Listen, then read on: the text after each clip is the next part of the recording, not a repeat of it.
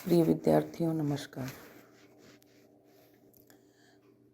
पूर्व के वीडियो में हमने छायावाद के प्रदेय के रूप में चर्चा की। हिंदी साहित्य को छायावाद का प्रदेय क्या है, इस संबंध में बात करते हुए हमने देखा कि प्रकृति के आलंबन और उद्दीपन दोनों स्वरूपों में साहित्य की रचना करके छायावादी साहित्यकारों ने प्रकृति का मानव जीवन से संबंध जोड़ा और प्रकृति के साथ रहकर मानव जीवन की संवेदनाओं को उद्दीप्त करने और उनको अपना साथ देने में प्रकृति ने छायावादी कवियों के माध्यम से बखूबी साथ निभाया।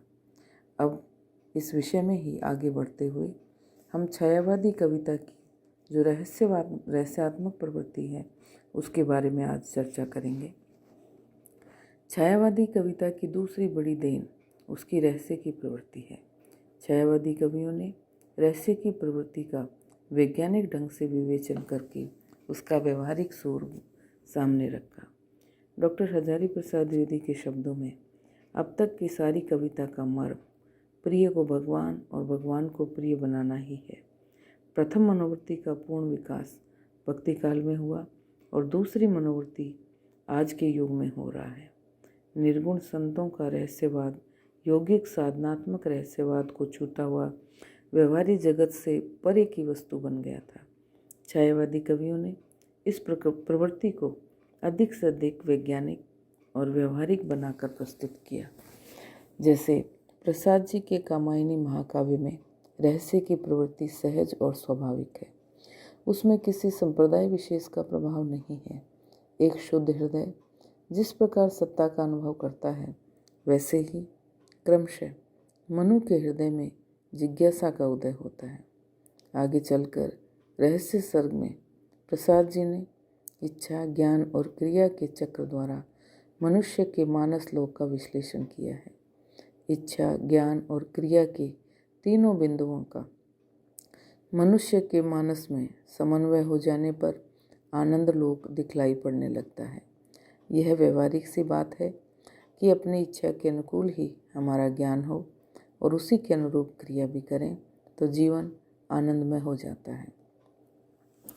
इसी प्रकार प्रकृति में भी रहस्य की झलक पाना इन कवियों की सामान्य प्रवृत्ति है। छायावादी कवियों ने रहस्य की प्रवृत्ति को जीवन की स्वाभाविक प्रवृत्ति के रूप में चित्रित करके बहुत बड़ा काम किया है। छायावाद के प्रारंभिक दिनों में यह रहस्य की प्रवृत्ति इस वाद की प्रधान प्रवृत्ति थी। इसीलिए शुक्ल जी जैसे प्रौढ़ समालोचक छायावाद और रहस्यवाद को पर्याय मानते रहे। इस रहस्य भावना ने छायावादी कविता में अद्भुत सौंदर्य ला दिया। इन कवियों को प्रकृति के विभिन्न उपकरणों से जो मौन निमंत्रण मिलता है, वह रहस्य की प्रवृत्ति के साथ कविता को सप्राण करने वाला भी सिद्ध हुआ। महादेवी छायावाद की सर्वश्रेष्ठ रहस्यवादिनी कवित्री मानी गई हैं। उनकी रहस्य भावना उनके ठोस सेवा के जीवन दर्शन पर आधारित है। उनके जीवन का अंग है, इसलिए महान है। जो प्रवृत्ति मानव जीवन के लिए उपयोगी होती है और जिसका प्रयोग मानव अपने जीवन में सुख प्राप्त करने के लिए करता है, वह प्रवृत्ति महान प्रवृत्ति होती है। प्रसाद जी ने अपनी रहस्य भावना व्यक्त करने में हिमगिरी, मानस आदि कलात्मक परंपरा की प्राचीन प्रतीकों का प्रयोग करके प्राचीन रहस्यवाद की रक्षा की। उसे थोड़ा इस युग के अनुकूल ढाल दिया, परंतु अपनी मौलिकता सुरक्षित रखी। प्रसाद जी कामायनी में महाचिति का वर्णन करते हुए लिखते हैं, कर रही लीला में आनंद, महाचिति सजग हुई सी व्यक्त, विश्व का उन्मीलन अभिराम, इसी में सब होते अनुरक्त। इस प्रकार प्रकृति के रहस्य को छायावादी कवियों ने अपने काव्य में, अपनी रचनाओं में मिलाकर प्रकृति को भी रहस्य में डूबी हुई, सजगता के साथ कार्य करती हुई, कार्यनिरत रहती हुई चित्रित किया। अब छायावाद की जो अगली विशेषता थी वो ये कि आत्मस्वीकृति से पूर्ण साधनात्मक साहित्य था। छायावाद का काव्य आत्मस्वीकृति से पूर्ण साधनात्मक साहित्य था। छायावादी कविता की एक मौलिक देन आत्मस्वीकृति की भावना है। रीतिकाल की श्रृंगारी कविता में इस भावना के लिए कोई स्थान नहीं था। वहाँ तो कवि आत्मचिंतन करने का अवकाश ही नहीं पाता था। वह अपने आश्रयदाताओं को मनाने में, उनको प्रसन्न करने में लगा रहा, इसलिए आत्मचिंतन का कोई अवकाश ही नहीं बचा। भक्ति काल के भक्ति साहित्य में यह प्रवृत्ति बहुत अधिक थी। भक्त कवियों का साधनात्मक जीवन और उसके अनुरूप ही साधनात्मक साहित्य था। आत्मस्वीकृति से जीवन में परिष्कार होता है। यह प्रवृत्ति पाश्चात्य रोमांटिक साहित्य में बहुत विकसित हुई। कोई भी अपना हृदय चीर कर देखे तो उसमें से यही ध्वनि निकलेगी, मौसम कौन कुटिल खल कामे। छायावादी कविता में इस प्रवृत्ति का विकास हुआ। प्रसाद की कामायनी में जब निर्वेद सर्ग में मनु श्रद्धा की महत्ता स्वीकार करते हैं, उस समय उनके शब्दों में जो व्यंजना थी, उन्होंने जो बात कही वो देखने लायक है। कहने लगे, बोले, रमणी तुम नहीं आह, जिसके मन में हो रही चाह। तुमने अपना सब कुछ खोकर, वंचिते जिसे पाया रोकर। मैं भगा प्राण जिनसे लेकर, उसको भी उन सबको देकर। निर्दय मन क्या न उठा कराहा, अद्भुत है तब मन का प्रवाह।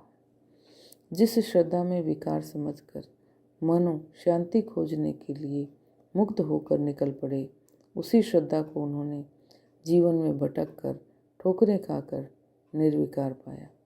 उनका मन ग्लानि से भर गया और श्रद्धा की मात्र मूर्ति के सम्मुख झुक गए। उन्हें मालूम पड़ा कि स्त्री वासना की पूर्ति का साधन नहीं है, विलास की सामग्री नहीं है, सर्वमंगले महती मात्र मूर्ति तथा निर्विकार है। पुरुष की यह महान आत्मस्वीकृति उसकी तुच्छता और नारी जाति की महानता का प्रतिपादन करती है। स्त्री में ही दोष देखकर उस पर अत्याचार करने वाले पुरुष जब ठोकरें खाकर अपने मन को टटोलते हैं तो नारी की महत्ता की भावना से भर जाते हैं। यह आत्मस्वीकृति महान है। छायावादी कविता में यही आत्मस्वीकृति देखने को मिलती है। अगली जो विशेषता है छायावाद की, जो छायावाद ने साहित्य के माध्यम से समाज को दिया, उसमें अगली विशेषता है सूक्ष्म सौंदर्य सत्ता की व्यापक प्रतिष्ठा। सूक्ष्म सौंदर्य सत्ता की व्यापक प्रतिष्ठा यानी छायावादी कविता की ये जो देन है कि उन्होंने सौंदर्य का सूक्ष्म वर्णन किया है। छायावादी कविता को इसी प्रमुख प्रवृत्ति के कारण सौंदर्यवादी कविता भी कहते हैं। रीतिकाल में सौंदर्य बोध अधिकांशतः बाह्य शरीरगत था। छायावादी कविता में सूक्ष्म सौंदर्य की सत्ता प्रतिष्ठा बड़े व्यापक रूप में हुई और सौंदर्य बोध की भूमि का विस्तार हुआ। छायावादी कविता में कर्म सौंदर्य, भाव सौंदर्य और शारीरिक सौंदर्य तीनों का बहुत सुंदर और हृदयग्राही चित्रण हुआ है। कहीं कहीं तो वह कालिदास के सौंदर्य चित्रण को भी मात करता है। कालिदास के कुमार संभव के पंचम सर्ग में पार्वती का लता सौंदर्य वर्णित है। प्रसाद की कविता में चलती हुई लतिका का सौंदर्य उससे भी मनमोहक है। कामायनी महाकाव्य के श्रद्धा सर्ग में श्रद्धा का अद्भुत सौंदर्य चित्रण देखते ही बनता है। कितनी सूक्ष्म और कोमल भावनाएं हैं। कवि कहते हैं, कुसुम कानन अंचल में मंद, पवन प्रेरित सौरभ साकार, रचित परमाणु पराग शरीर, खड़ा हो ले मधु का आधार। और पड़ती हो उस पर शुभ्र नवल मधुरा का मन की साध, हंसी का मद विवल प्रतिबिंब, मधुरिमा केला सदृश अमाद। इसी प्रकार सौंदर्य मात्र का बड़ा सुंदर चित्रण कामायनी के लज्जा सर्ग में भी हुआ है। कवि लिखते हैं, नैनों की नीलम की घाटी जिस रस गन से छा जाती हो, वह गोंद की जिससे अंतर की शीतलता ठंडक पाती हो। उज्ज्वल वरदान चेतना का सौंदर्य जिसे सब कहते हैं, जिसमें अनंत अभिलाषा के सपने सब जगते रहते हैं। क्षयवाद के सुकुमार कवि सुमित्रानंदन पंत ने भी सौंदर्य की सुकुमारता का वर्णन किया है। क्षयवादी कवियों के सौंदर्य वर्णन में प्राचीन संस्कृत के कवियों से भी बढ़कर युग के अनुकूल सौंदर्य के संबंध में उत्कृष्ट उपमाएं और उत्प्रेक्षाएं मिलती हैं। प्रसाद जी ने प्राचीन परंपरा के सौंदर्य के प्रतीकों के माध्यम से अपनी कविता में सौंदर्य का उत्कृष्ट चित्रण किया है और सौंदर्य चित्रण के संबंध में संपूर्ण साहित्य को, संपूर्ण समाज को नवीन साहित्यिक दृष्टि प्रदान की है। धन्यवाद।